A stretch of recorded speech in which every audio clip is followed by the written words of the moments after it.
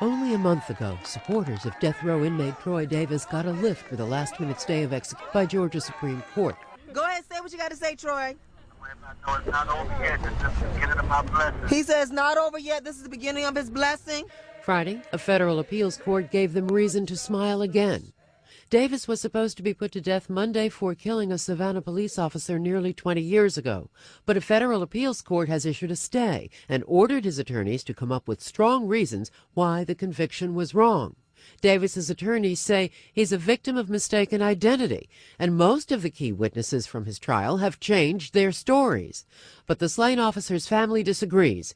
Here's what his son had to say to reporters last year. Picture every Father's Day and having no one to give anything to, and going to the park and seeing a father and a son playing catch and knowing you never had those memories. Friday's decision was the third time in less than a year and a half that Davis has been spared the death penalty with a late court decision. A death penalty expert is calling the decision, quote, extraordinarily rare. Sophia Manos, The Associated Press.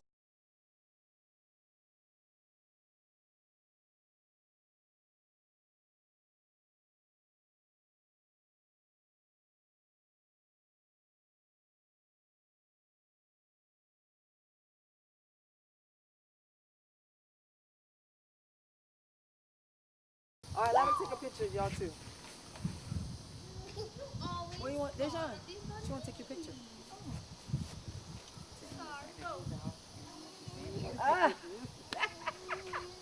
This is my son, Anthony Dejan, and this is my sister, Kimberly. Hi. Come back here. And that's Kirsten. She knows Kirsten. But I just couldn't imagine not visiting my brother, but a lot of people, their families are deceased, and some of them, their families are just don't care.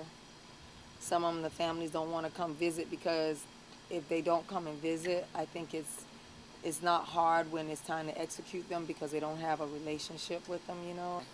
Why is my brother's life so insignificant? And then you have to start asking questions about race. Is it because the police officer was white and Troy was black? Is that it? Is it because you feel like you've botched the case so much that if you let Troy go, you can't convict anybody else? Is it because you feel like you have to give the victim's family somebody to hate? I mean, what is it? I just don't get it. You know, he's getting to the point where he's a little frustrated. You know what I mean? You face execution and being in a death chamber 3 times. You've been read a death warrant 3 times. Come and they read you your death warrant. And what the death warrant tells you is how you're going to be killed. And what manner and what time and all this other stuff. Then they ask you, do you understand this? And then you have to say yes. If you say yes, then you have to sign it like you're agreeing to your own execution. When I'm talking to Troy and we're talking about things, you know, he's like, you know, I don't even worry about my case anymore because it's like everybody's saying they're not going to do this. All these people want me executed. I didn't kill this man. You know, he's getting to the point where he'll never stop fighting, but he's getting tired. You know what I mean? He's worried about the family. You know, when I was up there today, I was trying so hard not to give the impression that I didn't feel good, but he could tell the time I walked in the door, you know, and so he's like, what's wrong with you? And you know, why you feel so bad? And why are your hands so dark? Why are your feet so dark? And I said, well, you know, that's just side effects of my chemotherapy, you know, and he'll get a little quiet, a little silent, and then, you know, he wants to know how my brother's doing and how my mother's doing, and he's concerned about how this impacts us, you know what I mean? And so it takes a lot out of him because he's worried about us and the impact that this has had on our family, on our health, you know. And like Troy says, if they were to execute me, all they would do is take my physical form. They can't take anything else. And that's why I started fighting, and that's why I said I wasn't going to stop fighting until I proved my brother's innocence. And even in the worst case scenario, if my brother was to be executed, I still wouldn't stop fighting until my brother's exonerated and his name is clear. To this day, we're still putting innocent people in jail and on death row, and every month somebody else is being exonerated. and nobody seems to care. You know, you got we up to 135 people right now from death row. And all of these people, the courts have turned down, the Supreme Court have turned down, the appellate courts have turned down, but a witness has come forward or DNA has come forward. So what happens if they didn't have that witness or DNA? These people will be dead. And then what would you say to their families? Oh, sorry. And my mom said to Troy, said, people know your name all over the world, even in parts of Africa. People know the name of Troy Davis. And Troy said, it's because of my sister. And I looked at him and I was like, no, it's because we have the truth on our side, and eventually people listen to the truth. You know, I just happen to be the person out there being the voice because they won't allow you to have a voice. And so since they won't allow him to have a voice, then my voice has to be louder.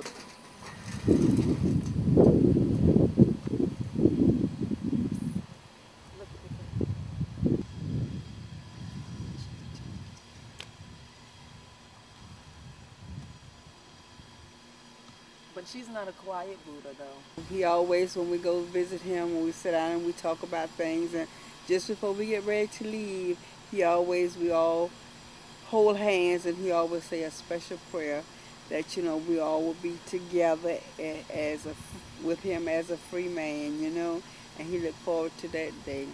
That, you know, like he's at peace with himself, you know. And I don't know whether you ever seen people have peace about themselves, but he have peace about himself. And so he's not, you can look at him and tell he's a man, but he haven't committed that crime. He haven't committed that crime. And you can look at him, it's just something about him. Like I say, it's like a halo over him when you see him.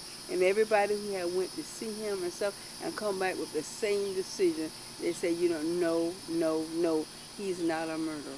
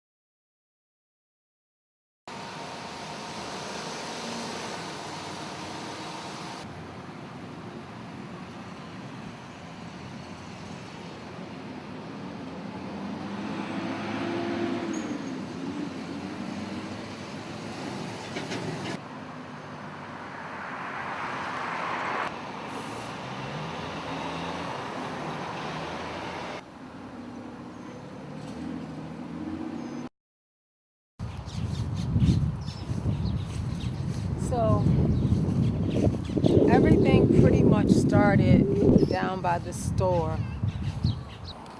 Troy and 3 other young people from our subdivision had left our subdivision. It was a pool partner subdivision.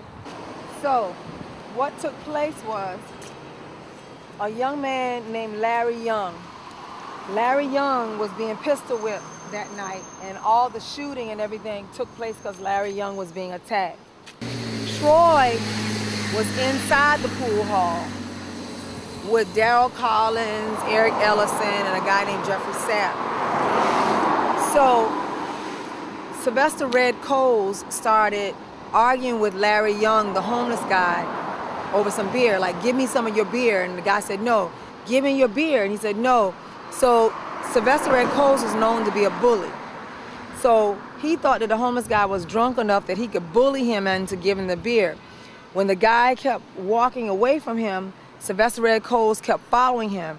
And they proceeded up this way, going towards the bus station. Well, somebody yelled into the pool hall that I think Coles is going to kill this guy over a can of beer. So when they said that, because everybody knew Coles had a gun that night. He had a .38 caliber weapon. When they said that, Troy, who was 19 at the time, and Darrell Collins, who was 16 at the time, came out of the pool hall.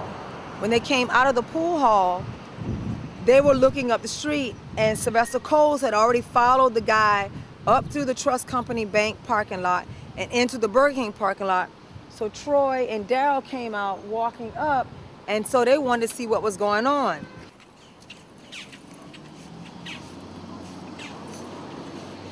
Everybody went through the drive-through there because that was the shortest distance to go through the drive-through.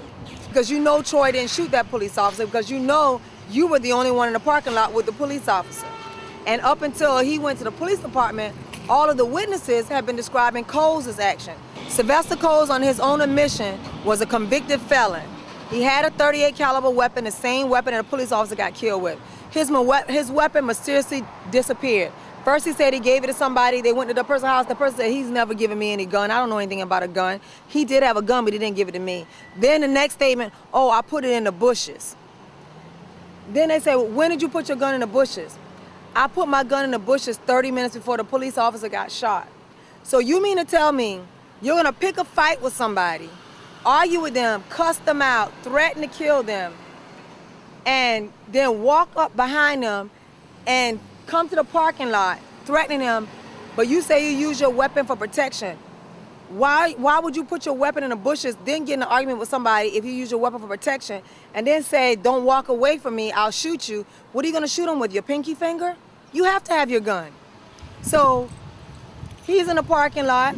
Everybody testified that the person that shot the police officer is the same person that was arguing and pistol whipping Larry Young.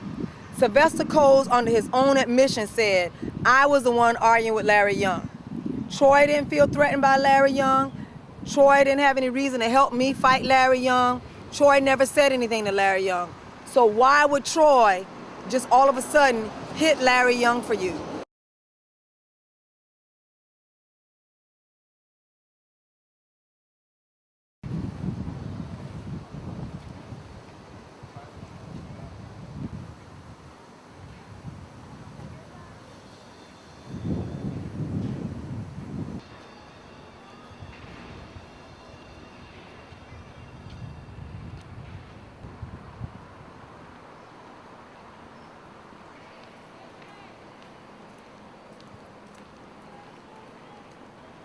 My name is Joaquin Jose Martinez.